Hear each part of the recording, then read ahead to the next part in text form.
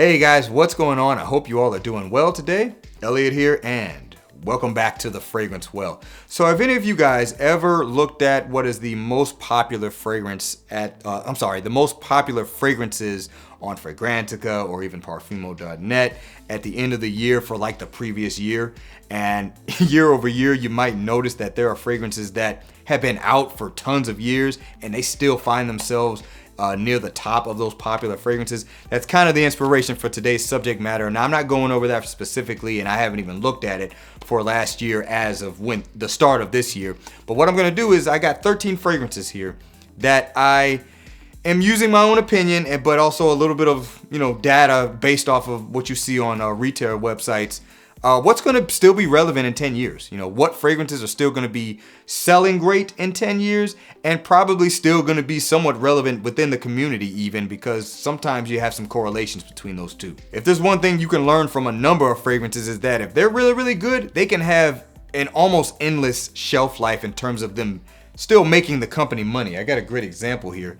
Hermes Eau de Toilette. This originally came out in 1964, and you can still find this easily at not just rack stores, but you can still see it even in just regular department stores. One of the Dillards in town, they have Hermes just sitting out on the shelf like it's one of the regular fragrances that everybody's trying to sell now, that one of the newer ones. But this fragrance has been out longer than a lot of us have even been alive, but it's still, I wouldn't say it's relevant, but it's still selling. It's relevant to the company, obviously, because they still put it out, still make it, still put it on shelves. So, but anyway, that's the inspiration for today's video. I'm just looking at 13 fragrances that I have within my collection. I'm only going to talk about what I have that I still think in some way will continue to be relevant within a 10-year span of today. As always, before we get started, don't forget to like the video, subscribe to the channel if you do like the content, and hit that bell icon and enable notifications so you can be notified when I upload new videos. All right, let's get into it.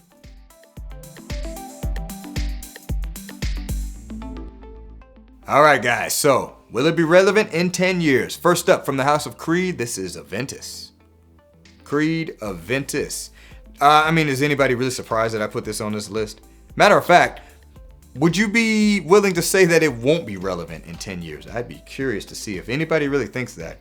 Come on. This has got to be one of the most influential fragrances to ever hit the market in terms of spawning inspired by fragrances from other brands, spawning clones, endless amount of clones. Clones is a little bit of a new thing in terms of them really being as good as they've ever been and really being as popular as they are. So that's kind of a new phenomenon. We kind of have to see where that goes in 10 years. I'd be curious to see where clones are in 10 years. They're probably going to be even more popular just because of the affordability aspect of them. But Creed Aventus. Creed itself just released a flanker to it that I think should have been released like 5 years ago, that style of an Aventus fragrance, but it's still doing really well. People still really enjoy it, and I'm talking about people within the community, and it's getting some sales. Probably not going to get as many as Aventus does in department stores, but it's obviously selling bottles. So, yeah, I think it's kind of hard to say that Aventus will just not be relevant at all within 10 years' time. I still think it's going to be at the top of the list in terms of what people talk about and sales. So once again, Creed Aventus. All right, next up from the house of Dior, we've got Sauvage. Dior Sauvage, and any concentration. I'm just talking about the line in general, really, but mainly the Eau de Toilette. 2015 release date, so 5 years after Aventus. As most of you probably know, this is the most popular fragrance year over year for the last 5 years at least, particularly in terms of sales and the community. It's a little bit of a love-hate. I certainly don't wear it that much anymore, but I think there are secretly people who truly love this stuff that don't really say it because they just don't want to be another Sauvage bro. I don't know. I might be reaching on that one, but look, the numbers don't lie. You go to any discounter site that happens to be selling this, or any retailer site, this is going to be right there at the top in terms of most popular, best selling, whatever. And the numbers bear it that this is still the best selling fragrance year over year for the time being. And I don't really see anything overtaking it in the immediate future. So I think it's safe to say that in 10 years, this is still going to be wildly popular. Once again, from Dior, it's Sauvage. Next up, from Jean Paul Gaultier, it's Le Male. Jean Paul Gaultier Le Male. What do you think, guys think? Le Male still going to be relevant in 10 years? I think so. Now, the original Le Male, certainly not quite as popular as it used to be, particularly in the community, but I do think if you look at traditional discounters, or even, look at discounters and traditional retailers, look at their best selling, you're gonna find this one, if not one of the flankers, to still be kind of somewhere up in the upper echelons of the best selling fragrances that they sell. So this is still relevant, still makes the company money. It's probably still their best seller out of all the Le Male fragrances, even though there's God knows how many flankers it is coming out. But the fact that they're still making flankers based off of this DNA speaks volumes to how popular this fragrance is. They're probably just kind of looking for that next big thing, but as is often the case with a lot of fragrances, the original still always is the best because people just keep buying it. So Le Male, even in 10 years, I still think it could be relevant. I had some reservations about this one, but I'm like, they keep pumping out flankers every year, and the flankers do well, so I think it's still going to be relevant in 10 years. What do you guys think? Jean-Paul Gaultier Le Male. All right, next one is from Amouage. It's Reflection Man. Amouage Reflection Man. So this might be a surprise to some on the list because while Reflection Man is definitely a popular Amouage scent, it's not really one that necessarily does the best in terms of overall sales. But what I was kind of thinking about was in terms of Amouage in general, this one does the best. And if you think about discounters, particularly ones that sell niche and designer fragrances, I'd be willing to bet you'll find Reflection somewhere near the top. I didn't look, to be honest, but I am thinking just about Amouage in general. I'm pretty sure this is still going to be their most successful fragrance, at least from selling to men. I'm curious if women actually buy another one of their fragrances more. But in terms of what men buy from Amouage, this is still going to be one of their top sellers 10 years down the line. I like what they have in terms of their newer scents, but I think it's going to be kind of hard to beat this one because this one does kind of stand on its own from the other fragrance offerings that Amouage has and still retains that Amouage goodness, if you know what I mean. So let me know what you guys think. Is this going to be relevant in 10 years, or is something else going to kind of take its place in terms of when you talk about Amouage? Once again, this is Reflection Man. All right, next up is from Dolce & Gabbana, and this is The One. Dolce & Gabbana, The One, Eau de Toilette, Eau de Parfum. I don't think it really matters when you consider those two. Originally released, the Eau de Toilette came out in 2008. In terms of overall sales, I don't know how The One does, but I do know that The One does very well overall. I'm pretty sure outside of Light Blue, this is their best-selling fragrance for the brand. I don't have Light Blue, so I couldn't feature that one. But yeah, The One, wildly popular in terms of the general community, always does well on traditional retailers and discounters. So within the fragrance community as well, it's also very popular, very well liked. Always going to kind of be one of the best designer date night centric offerings that I think you're going to find on the market until something else comes along. I know there are plenty of new popular ones too, but I don't think they stand up to this in my opinion. I just think they last longer, so that's why people tend to talk about those newer ones more. But yeah, I have a hard time seeing this one falling by the wayside anytime soon. It's just that freaking good. So once again, from Dolce & Gabbana, this is The One. What do you guys think? Is this one going to stay popular in 10 years, or is it going to fall off? All right, next one's from Maison Francis Kurkdjian, and it's Baccarat 540. Maison Francis Kurkdjian, Baccarat Rouge 540. Extrait or Eau de Parfum, I don't think it really matters in the context of this conversation. Listen, this shouldn't be a surprise either. Frankly, I mean, when you talk about what Aventus is on the primarily the men's side of fragrances, this one, a little bit more of the unisex side, so men and women, this one still gets talked about. Everywhere I go, if I talk about fragrances, somebody mentions this fragrance. They mention it over Aventus. So this was originally released in 2016, still going strong. I would say probably in terms of the fragrance community, the second most popular. No, actually, you know what? I'm sorry, the general populace, probably the most popular niche fragrance out there. I would say even this is more popular than Aventus because this one spans the gender. So Aventus, men probably know more about that one than most women do, but women, all of them know about Baccarat. And with the inspired by fragrances and the clones that continue to come out with this one, I would say its popularity is not going anywhere anytime soon, and I'm pretty sure it's the best-selling fragrance for Maison Francis Kurkdjian to date by a long shot. So once again, Maison Francis Kurkdjian, Baccarat Rouge 540. If you think this is not going to be popular in 10 years, I would say you are tripping. All right, next up from the House of Hermes, we got Terre D'Hermes. Terre D'Hermes, the eau de toilette, originally released in 2006 and still going strong to this day. And listen, now, personal opinion, I think this is a modern day masterpiece, a modern day classic. It's been out for some time now, so it's starting to kind of have that long shelf life, and it's still very much available. No sign of it going anywhere. Now, I don't know if this would be the best one for Hermes in terms of sales, but I would bet in terms of what men buy, it probably is just the original eau de toilette. We do have a few flankers of this. We don't have endless flankers of it. I think that's actually kind of nice. But it's the same thing. If you go look at best sellers list for retailers and discounters, you're going to find Terre D'Hermes somewhere near the top of those lists. So it's still a relevant fragrance in terms of how well it does from a business standpoint, and it still has plenty of popularity in the fragrance community. Even though it may not be talked about as much, it's still one that people are going to give high praise to. Obviously a little bit polarizing. Some people don't like this, but I think in general people have at least a lot of respect for it, for what it is in terms of the designer world. So once again, from the House of Hermes, this is Terre D'Hermes. All right, next one's coming from Giorgio Armani. It's Acqua Di Gio. This is obviously Profumo, but I'm talking about the original Acqua Di Gio. Or, I could just be talking about the line in general. But primarily, I'm thinking the original Acqua Di Gio. While it is no longer the top selling fragrance year over year, as far as we know, it's still the best selling men's fragrance of all time, and it still remains a relevant seller in terms of how much it sells year over year, and in terms of what you would see on the best sellers for fragrance websites, retail and discounter, you're still going to find it to be one of the ones that's at the top. Now, I like this one the best.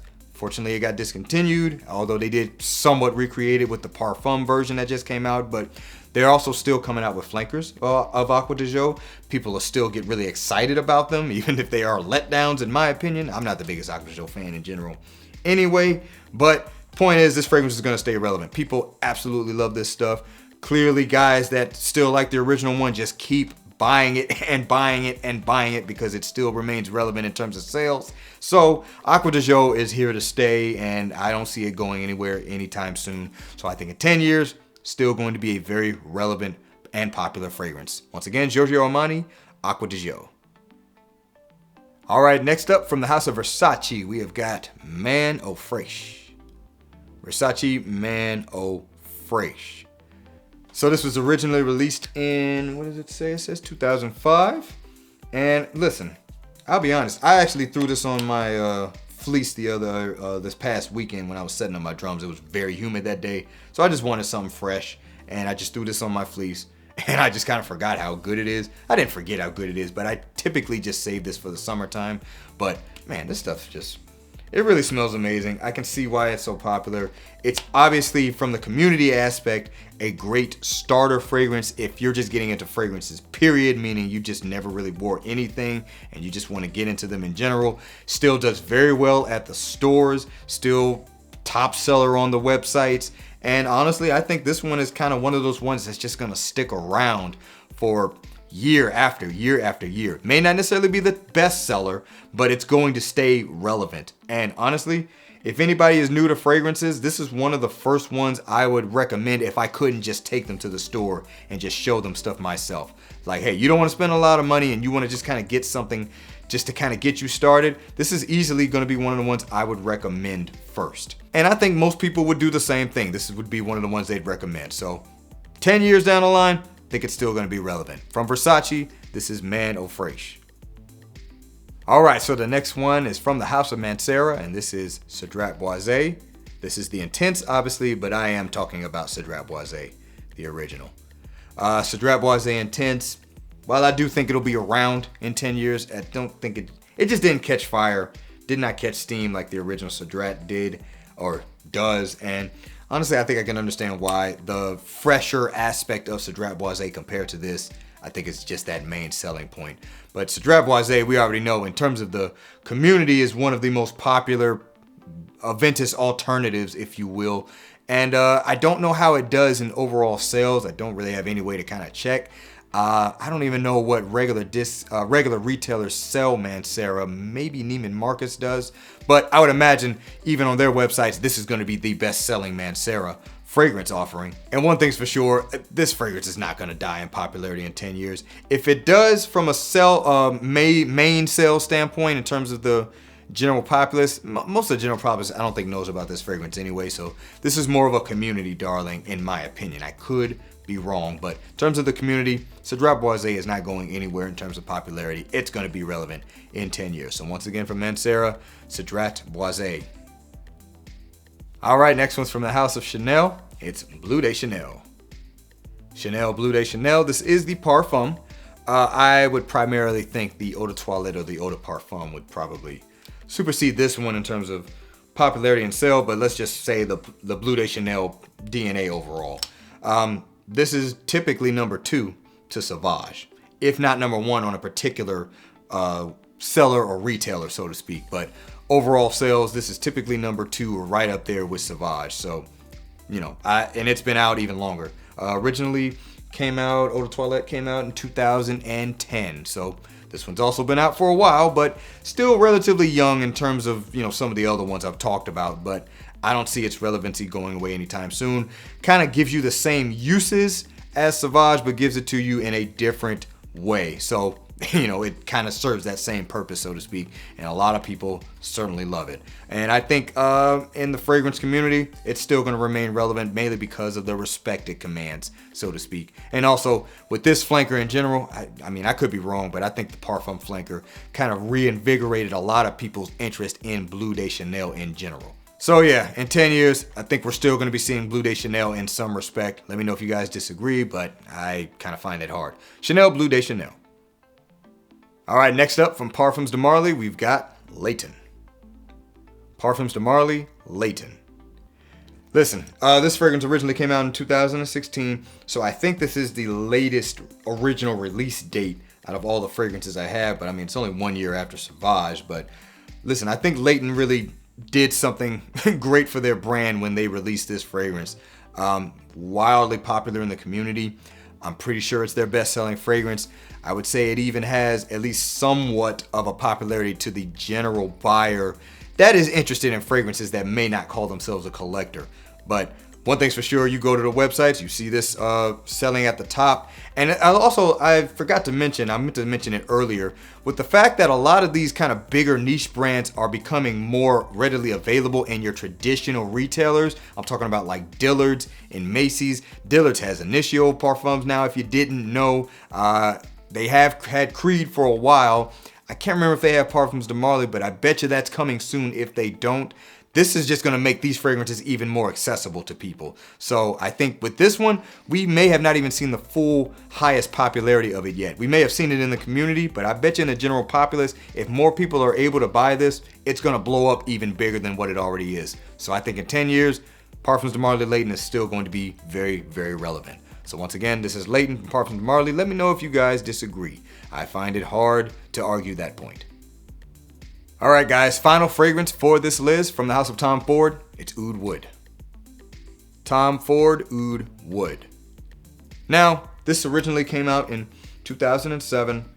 Majorly popular and successful fragrance for the house. Easily one of the most liked. Interesting thing about Tom Ford is they probably have a couple of fragrances you could put on this list. I would argue you can maybe even put Ombre Leather on the list and maybe even Tobacco Vanille, but I just chose to go with Oud Wood. I don't have Tobacco Vanille, or at least I don't have a bottle of Tobacco Vanille yet, and I do have Ombre Leather, but I went with this one because this fragrance also kind of holds a sentimental value to me because it really opened my eyes to what perfumery could be before I started collecting. This is the first fragrance I got that was really something that was a higher level of perfumery compared to what I had owned before. And I've always had fragrances throughout my entire life, but I had this before I even started collecting. So it's very special to me, but let's just say the people knew to show it to me because it's a top seller. It's a fragrance that does really well. And there were plenty of other Tom Ford fragrances there, and the lady showed me this one in Ombre Leather. And of course, you go to some of the best seller list on any seller, discounter, or traditional retail, you're gonna see Oud Wood up there near the top, but also Ombre Leather too. But Oud Wood, I think, is going to continue to be relevant. Awesome fragrances come out every year from Tom Ford. Maybe not every year, but awesome fragrances are coming out from Tom Ford all the time. They have plenty of other amazing offerings. They've discontinued a lot of them, but there's still new stuff coming out, and the stuff is amazing. But I don't think it's gonna beat out the relevance of what Oud Wood is. It would have to be something very, very good, but also very, very wearable and unique to, I think, overtake the spotlight that Oud Wood has. So still relevant in 10 years for sure. Once again, Tom Ford, Oud Wood. Alright guys, that's going to do it for this list. That was 13 fragrances that I think will still be relevant in 10 years time. Let me know if you guys disagree or if you do agree with the fragrances I put on this list, and feel free to add some fragrances I did not talk about. There's plenty on here I thought about that either I don't have myself or I just didn't want to add to this video because I didn't want the video to go on too long. But yeah, let me know down in the comments below what you think. I really do appreciate you guys. Remember to be well and smell well, and I will see you in the next episode of The Fragrance Well. Have a good one.